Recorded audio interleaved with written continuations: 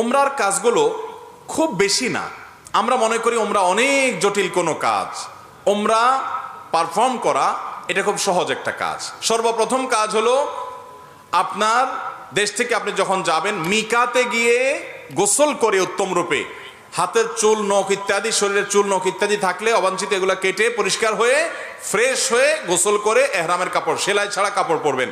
পরে লাব্বাইকা উমরাতান নিয়ত করবেন। কারোর পক্ষ থেকে করলে লাব্বাইকা উমরাতান আন অমুক অমুক মনে মনে নিয়ত করলে হবে, জমুকের তরফ থেকে লাব্বাইকা উমরাতান, বাস নিয়ত করে ফেললেন।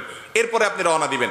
সাধারণত বিমানে গেলে মিকাত থেকে এহরাম পরা যায় না, তাহলে আপনি ঢাকা এয়ারপোর্ট থেকেও পড়তে পারেন, অথবা এহরামের কাপড় নিয়ে বিমানে ঘোষণা দেয় যে এখন আমরা মিকাত ক্রস করব, তখন আপনি পরে ফেলতে পারেন যদি অল্প সময় পান।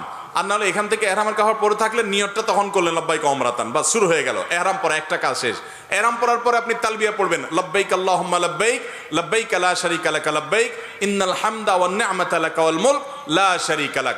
এটা পাঠ করতে করতে আপনি পুরো পথে যেতে থাকবেন। পুরুষরা জোরে জোরে পাঠ করবে, মহিলারা আস্তে আস্তে, বাস দুইটা কাজ হয়ে গেল। এহরাম পরা, গোসল করে উত্তম রূপে মিকাত থেকে নিয়ত করা এবং তালবিয়া পড়তে থাকা। এরপরে আপনি যখন মক্কা যাবেন, হারামের কাছাকাছি যাওয়ার পর হারামে কাবা শরীফ দেখে তওয়াফ শুরুর আগ পর্যন্ত আপনার তালবিয়া পড়তে থাকবে। মসজিদে প্রবেশের সময় মসজিদে প্রবেশের সুন্নাহগুলো পড়বেন, আদায় করবেন, করে ভিতরে ঢুকে শুরুতে আগে তওয়াফ শুরু করবেন। 7টা চক্কর দিবেন। কাবাগরের হাজরা আসওয়াদ পাথরকে বাম পাশে রেখে ডান পাশে সবুজ লাইট রেখে বিসমিল্লাহি আল্লাহু আকবার বলে আপনি তওয়াফ শুরু করবেন। 7বার চক্কর দিবেন, 7বার। এই 7বার চক্করের প্রত্যেক চক্করে আলাদা দোয়া নেই, তবে চক্করে দোয়া কবুল হয়। দারুণ দোয়া কবুলের একটা জায়গা। মনে আল্লাহর কাছে যত চাওয়া সেগুলো পেশ করবেন। এবং আপনি রুকনে ইয়ামানি বলে কাবার 4টা কোণার একটা কোণাকে, অর্থাৎ হাজর আসওয়াদ পাথর যে কোণা তার আগের যে কোণাটা আছে তওয়াফ করতে যেটা তার আগে পড়বে ওইটাকে রুকনে ইয়ামানি বলে। ওই কোণা থেকে হাজর আসওয়াদ পাথর কোণা, এই দুটার মাঝখানে একটা দোয়া আছে, রব্বানা আতিনা ফিদ দুনিয়া হাসানা ওয়া ফিল আখিরাতি হাসানা ওয়া কিনা আযাবান নার।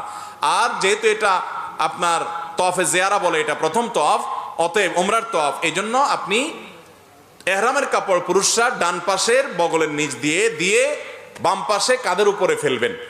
এটা করবেন। এটা করে আপনি এই তওয়াফটা শেষ করবেন। এবং প্রথম চক্করগুলো, প্রথম কয়েকটা চক্কর আপনি জোরে দিবেন, একটু জোরে জোরে দৌড়াবেন প্রথম 3টা চক্কর। এরপরে বাকি চক্করগুলো আপনি স্বাভাবিক থাকবেন। তো এই যে তওয়াফ 7টা দিবেন আপনি, প্রত্যেকবার হাজরতের পাথরের কাছে আসলে হাত দিয়ে ইশারা দিয়ে আল্লাহু আকবার বলবেন, বাস। আবার আপনি দোয়া করতে থাকবেন। এভাবে 7 চক্কর দিবেন।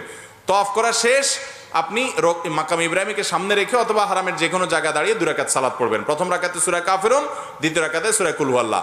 আর এই নামাজের আগে সম্ভব হলে কাবা ঘরের যে চৌকাট মুলতাজাম বলে ওইটা ধরে আপনি আল্লাহর কাছে দোয়া করবেন। এরপরে 2 রাকাত নামাজ পড়লেন, পড়া শেষ, জমজম পানি পান করে আপনি সাফা মারওয়া সাই করবেন। প্রথমে সাফা পাহাড়ে যাবেন এবং পড়বেন যে ইন্নাস সাফা ওয়াল মারওয়াতা মিন শাআইরিল্লাহ ফামান হাজ্জাল বাইতা ওয়া তামারা ফালা জুনাহা আলাইহি আন ইয়াতাওয়াফা বিহিমা। পুরো আয়াত পড়তে না পারলে ইন্নাস সাফা ওয়াল মারওয়াতা মিন শাআইরিল্লাহ এটুকু পড়লেও চলবে, যে সাফা এবং মারওয়া আল্লাহর নিদর্শনের অংশ। এরপর আপনি সাফা পাহাড়ে দাঁড়িয়ে লা ইলাহা ইল্লাল্লাহু ওয়াহদা আনজাযা ওয়াদা ওয়া নাসারা আবদা ওয়া হাজামাল আহজাবা ওয়াহদা এটা পড়বেন। এবং লা ইলাহা ইল্লাল্লাহু ওয়াহদাহু লা শারীকা লাহু লাহুল মুলকু ওয়া লাহুল হামদ ওয়া হুয়া আলা কুল্লি শাইইন কাদির এটা পড়বেন।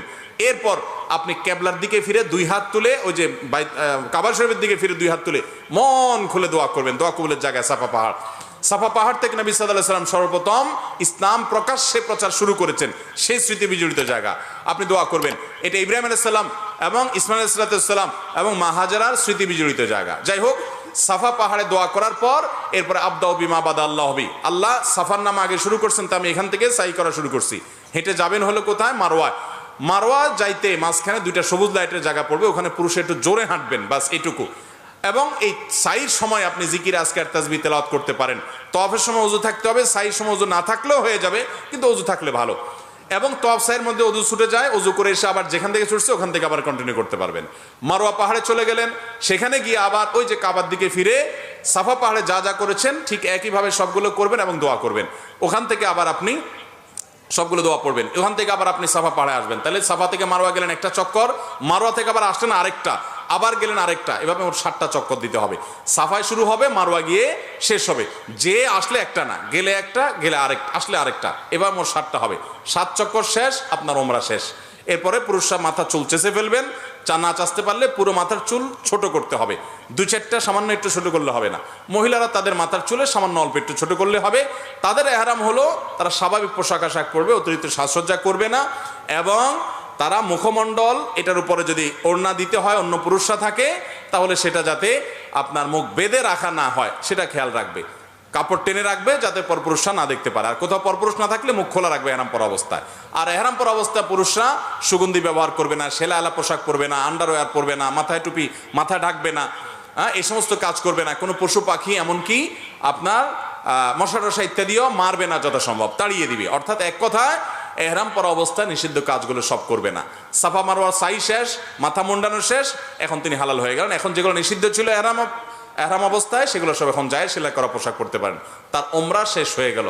অত্যন্ত সহজ এবং খুব আপনার অল্প কয়েকটা আমল এর মাধ্যমে ওমরা সম্পন্ন করা যায়। আমরা যারা ওমরা করি নাই, আল্লাহ তাআলা আমাদেরকে জীবনে বারবার ওমরা করার তৌফিক দান করুন। আর যারা আগে একবার করেছেন, আল্লাহ রাব্বুল আলামিন তাদের সবাইকে আবার ওমরা করার তৌফিক দান করুন। বাইতুল্লাহ যাওয়ার যে স্বাদ, ভাইরা আমার, এই স্বাদটা আস্বাদন যে করে নাই সে বুঝবে না যে আল্লাহর জমিনে কত বেশি স্বাদ এবং তৃপ্তি আল্লাহর ঘরের জিয়ারতের মধ্যে। আল্লাহ আমাদের সবাইকে এই স্বাদটা বারবার আস্বাদন করার তৌফিক দান করুন। এই স্বাদ আস্বাদন করা ছাড়া আল্লাহ তাআলা আমাদের কাউকে যেন মৃত্যু না দেন সেই তৌফিক দান করুন।